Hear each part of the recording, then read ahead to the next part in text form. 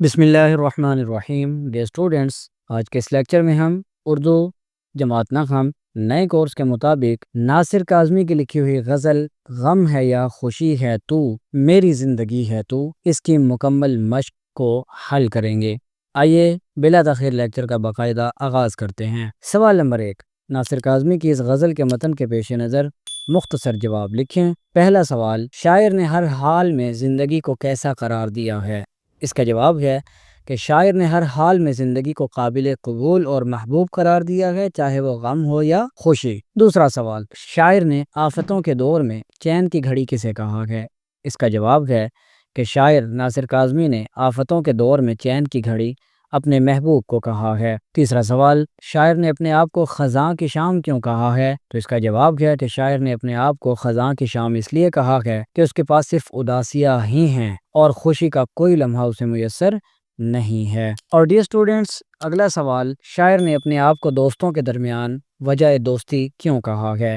اس کا جواب ہے کہ شاعر نے اپنے آپ کو دوستوں کے درمیان وجہ دوستی اس لیے کہا ہے کیونکہ وہ سمجھتا ہے کہ اس کی موجودگی یا محبت نے دوستوں کو آپس میں جوڑ رکھا ہے اور وہ ان کے تعلق میں مرکزی کردار ادا کر رہا ہے۔ لیکن ڈیئر اسٹوڈنٹس، یہاں میری ایک رائے ہے، میرا نقطہ نظر یہ ہے کہ یہ سوال اس طرح ہونا چاہیے تھا کہ شاعر نے اپنے محبوب کو دوستوں کے درمیان وجہ دوستی کیوں کہا ہے، کیونکہ جو شعر ہے وہ محبوب سے متعلق ہے کہ دوستوں کے درمیان وجہ دوستی ہے تو یہاں تو انہوں نے کہا ہے۔ تو اگر بعد میں کہیں کتاب چینج ہو اور اس طرح سے یہ سوال آئے تو اس صورت میں جواب یہ ہوگا کہ شاعر نے اپنے محبوب کو دوستوں کے درمیان وجہ دوستی اس لیے کہا ہے کہ محبوب جب شاعر سے اچھے انداز میں بات کرتا ہے تو شاعر بھی اپنے دوستوں کے ساتھ خوش اخلاقی سے پیش آتا ہے اور ان کی تلخ باتوں کو بھی نظر انداز کر دیتا ہے۔ اور اگلا شعر دیکھیں، شاعر نے اس دیار میں، اس ملک میں، اس دنیا میں اپنے آپ کو اجنبی کیوں کہا ہے؟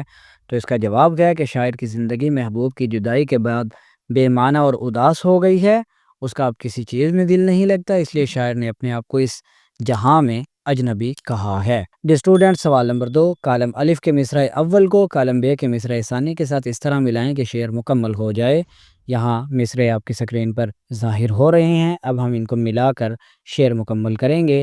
غم ہے یا خوشی ہے تو میری زندگی ہے تو آفتوں کے دور میں چین کی گھڑی ہے تو میری رات کا چراغ میری نیند بھی ہے تو میں خزاں کی شام ہوں رت بہار کی ہے تو میں تو وہ نہیں رہا ہاں مگر وہی ہے تو۔ سوال نمبر 3، درج الفاظ و تراکیب کو اپنے جملوں میں اس طرح استعمال کریں کہ ان کا مفہوم واضح ہو جائے۔ ڈیئر اسٹوڈنٹس، پہلی ترکیب چین کی گھڑی، امتحان ختم ہوتے ہی چین کی گھڑی ملی یعنی سکون ملا۔ خزاں کے موسم میں درختوں سے پتے جھڑ جاتے ہیں۔ رت، بہار کی رت میں، رت موسم کو کہتے ہیں، بہار کی رت میں باغات کا منظر دیدہ زیب ہوتا ہے۔ وجہ دوستی یعنی دوستی کی وجہ، آج کل مفاد وجہ دوستی رہ گیا ہے، یعنی دوسروں سے جب تک ہمیں کام نہ ہو ہم دوستی نہیں رکھتے۔